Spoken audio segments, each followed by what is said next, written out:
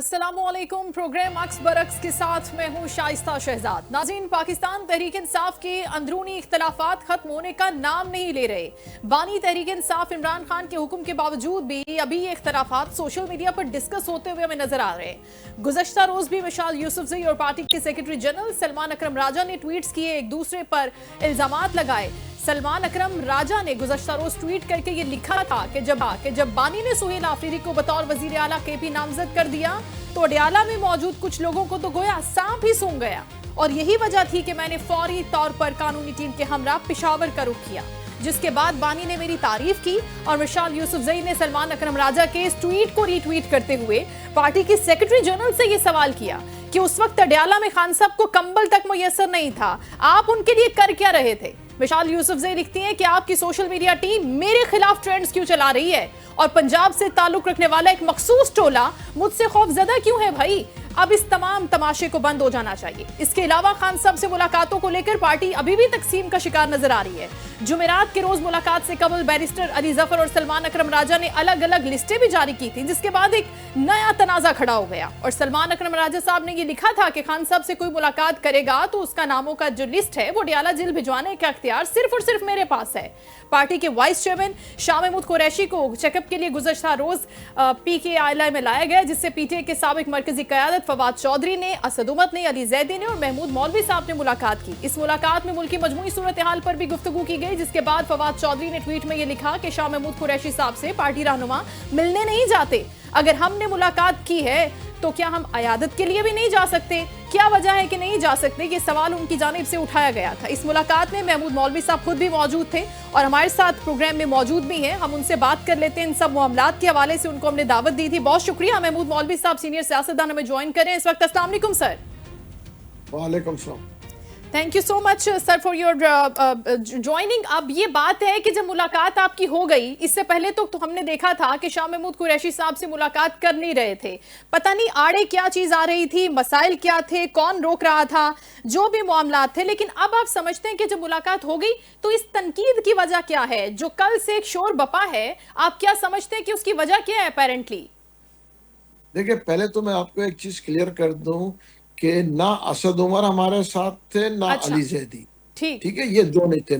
ठीक मैं, इमरान इस्माइल और फवाद चौधरी साहब, हम तीन लोग अयादत के लिए गए थे। ठीक। और फिर जब हम अयादत के लिए गए तो जब चार सियासी लोग बैठेंगे तो सियासत पे बात करेंगे। बिल्कुल। देखिए, सियासत पे बात हो रही थी। फिर उनको, देखिए, शाह साहब को ये भी था, थोड़ा सी तकलीफ थी कि देखें ये इस वक्त 3 साल हो गए जेल काटे हुए, जेल में है, कोई पूछने नहीं आ रहा, कोई मशवरे के लिए बात नहीं कर रहा, कोई भी चीज नहीं। क्योंकि देखें, वो एक कदावर सियासतदान है सही। और जो है उनका जो तजुर्बा है, मेरे ख्याल से इस वक्त तो पार्टी में उनके मुकाबले का पार्टी में तो कोई भी नहीं है। कोई नहीं है।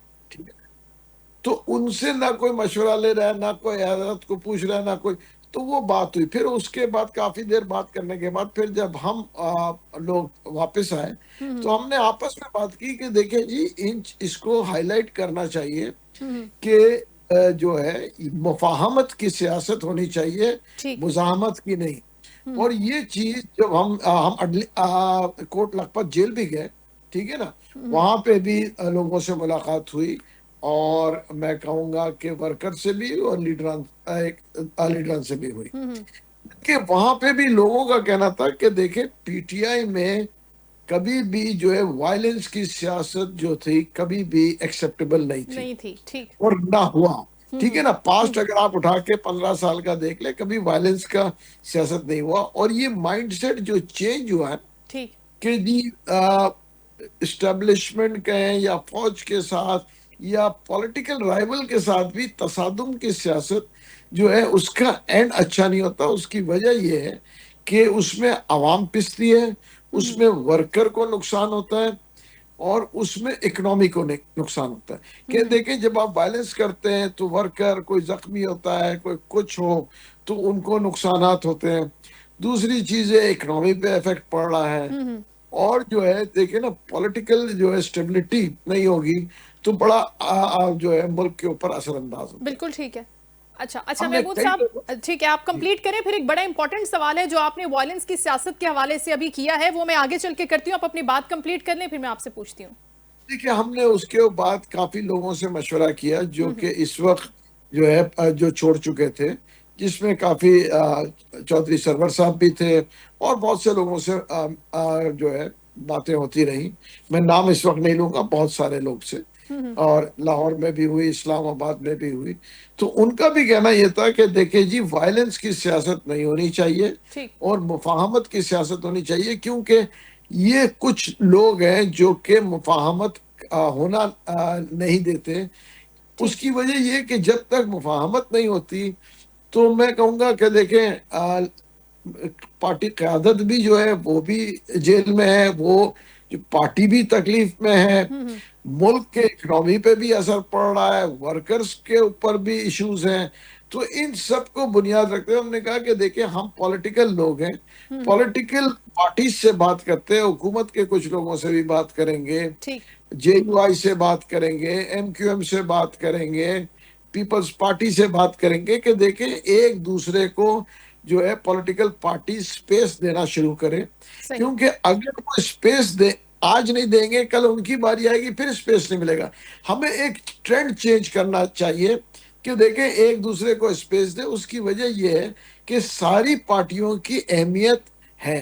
देखिए ना, किसी पार्टी की कई है, किसी की कई है, किसी को हम ये इग्नोर नहीं कर सकते। बिल्कुल ठीक। देखिए, पीपल्स पार्टी की अपनी अहमियत है, पीएमएलएन की अपनी अहमियत है, पीटीआई की अपनी है, जेयूआई है, एमक्यूएम है, जमात इस्लामी तो है, आप एएनपी। महमूद साहब, आप ये कह रहे हैं कि हम किसी को माइनस नहीं करना चाहते। हर किसी का एक अपना वोट बैंक भी है, उनके अपने वोटर्स और सपोर्टर्स भी हैं, तो हर किसी की अहमियत है और वो उसी पैरामीटर पर चले। लेकिन सवाल ये है कि जिस मुफाहमत की बात आप लोग आपस में कर रहे थे कल, शाह महमूद कुरैशी साहब से, फवाद चौधरी उसमें मौजूद थे, आप थे, इमरान इस्माइल साहब थे, वो मुफाहमत की नोयत क्या है? एक्चुअली क्या चाहते हैं कि जिस तरह से बहुत से लोग पार्टी के अंदर, स्पेसिफिकली अगर केपी की क़यादत की बात करें, तो वो कहते हैं कि हम यू टर्न नहीं लेंगे, हमें एजिटेशन नहीं करनी है, हमें ये जो वायलेंस की एक सियासत है जिससे शायद उनके अपने जाती मफादात जुड़े हुए हैं, हमें इसी तरह से चलना है, टकराव रहना चाहिए इदारों के साथ, पॉलिटिकल पार्टीज के साथ। तो ये जो मुफाहमत करने की बात हो रही है, ये किस नोयत की है? इससे रिलीफ मिलेगा खान साहब को, पार्टी के लिए अच्छी चीजें हो जाएंगी इन फ्यूचर?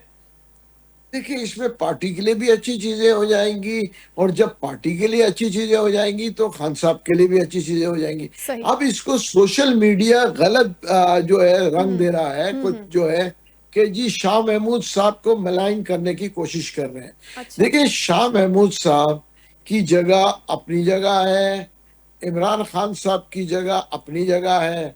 देखिए, वो एक पैटर्न एंड चीफ भी है, वो एक बानी भी है, इमरान खान साहब। और शाह महमूद साहब जो है वो एक बड़े सियासतदान भी है, सीनियर वाइस चेयरमैन भी है। ठीक। जब हम हुकूमत में भी थे तो देखें, दो यही होता था कि इमरान खान साहब, शाह महमूद साहब और एक असद उमर साहब और लोग दो तीन। देखिए, शाह महमूद साहब नंबर 2 और नंबर 3 में ही आते थे ना। बिल्कुल कुछ बिल्कुल लोगों का था बिल्कुल। कि नंबर 3 है, कुछ लोगों का, ज्यादातर लोगों का था कि नंबर 2 है। इसमें तो कोई डाउट नहीं है। आप जलसों से देख लें कि खान साहब से पहले जो जलसा होता था वो शाह महमूद साहब करते थे। बिल्कुल। तो उनकी एक बहुत बड़ी अहमियत थी। अब जो है, वो जेल में जाने का के बाद उनकी कुछ पार्टी में कुछ लोगों ने अहमियत खत्म करने की कोशिश की, जो कि हमारे एक अंदाजे से और बहुत से लोगों के अंदाज से ये गलत है। ठीक। उसकी वजह यह है कि वो जो है बहुत तकलीफें उन्होंने काटी है, 3 साल जेल काटा है, और उनको ज्यादा प्रेफरेंस देना चाहिए।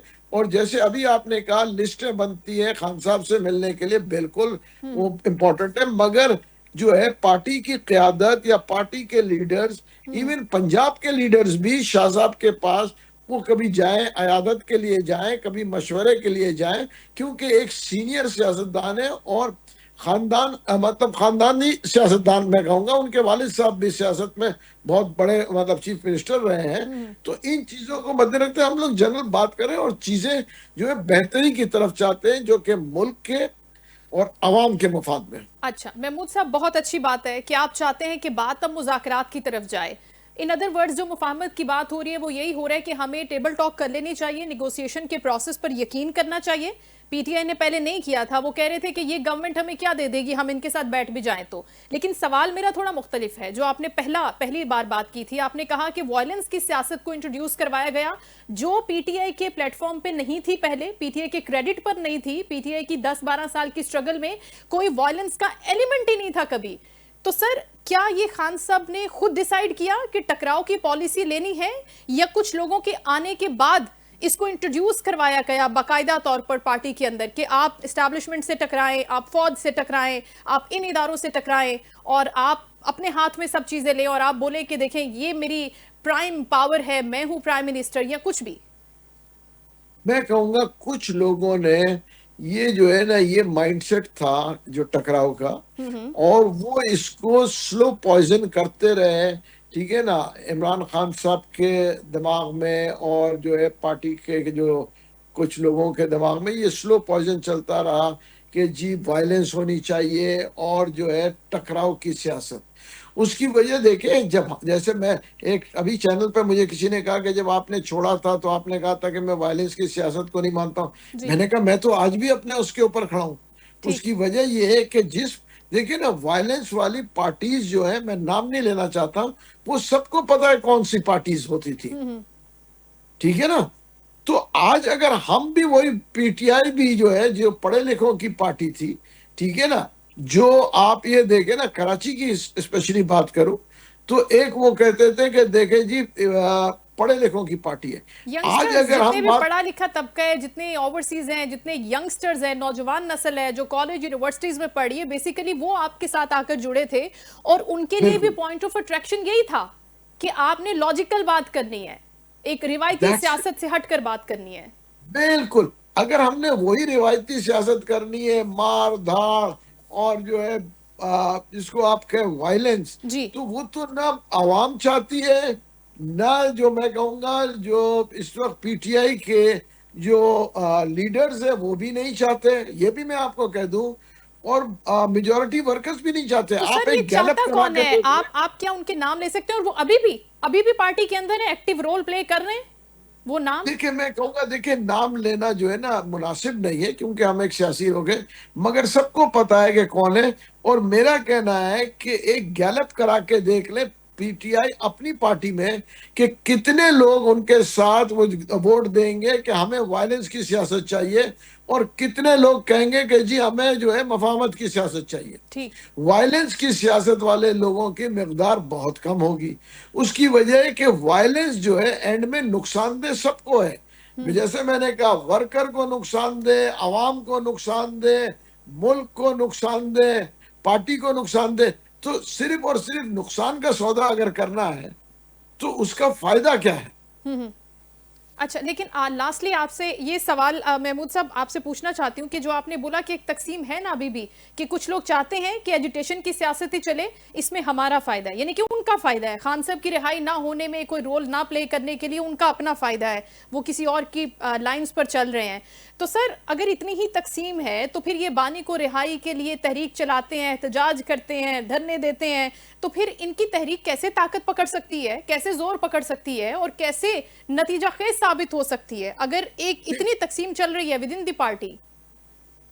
देखिए, यही तो मैं कह रहा हूं कि ये बदकिस्मती है। देखिए, ये बदकिस्मती है कि इतनी तकसीम भी चल रही है और कुछ लोग वायलेंस को हवा दे रहे हैं और मुफाहमत को जो है टारपीडो कर रहे हैं।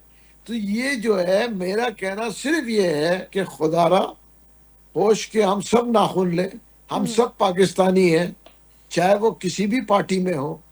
हमको एक दूसरे को एक्सेप्ट और एडजस्ट करने की आदत डालनी चाहिए। देखें, अगर एक पॉलिटिकल पार्टी दूसरे को एक्सेप्ट करना शुरू करेगा, ये सिस्टम चलता रहेगा। और आगे देखें ना, ये नहीं कह सकते कि कल कौन हुकूमत में होगा और कल कौन ऑपोजिशन में होगा। तो हम अगर वायलेंस खत्म कर देंगे तो this will go on for centuries. देखिए, आज दूसरे यूरोपियन ममालिक ने कैसे ये वायलेंस को खत्म किया। हम क्यों अपने आप को जो है जहालत के तरफ वायलेंस के, हम जो है पुराने दौर में नहीं रह रहे, बारबरिक दौर में नहीं रह रहे कि वायलेंस, तलवारें निकालो और एक दूसरे को मारो और बोलो कि जी हुकूमत में आ जाओ। बिल्कुल। आप बिल्कुल ठीक कह रहे हैं महमूद मौलवी साहब, वक्त की किल्लत है, लेकिन सवालात आपसे कुछ और भी हैं, तो मैं चाहूंगी कि आप हमारे साथ दोबारा भी कनेक्ट हो ताकि इन चीज़ों को हम मजीद क्लैरिटी के साथ पीटीआई के लोगों तक पहुंचा सकें। हमारी तरफ से भी एक मैसेज होगा कि हम इस कॉज के लिए अगर कुछ कर सके। Thank you so much Mahmood मौलवी साहब, सीनियर सियासतदान हमारे साथ शामिल थे, बात कर रहे थे इस मुलाकात के हवाले से और इसके साथ पीटीआई के अंदर चलते हुए इन कशमकश, इन खलफिशार, इन तकसीम के हवाले से भी। वक्त हुए शॉर्ट ब्रेक का, स्टे विद अस।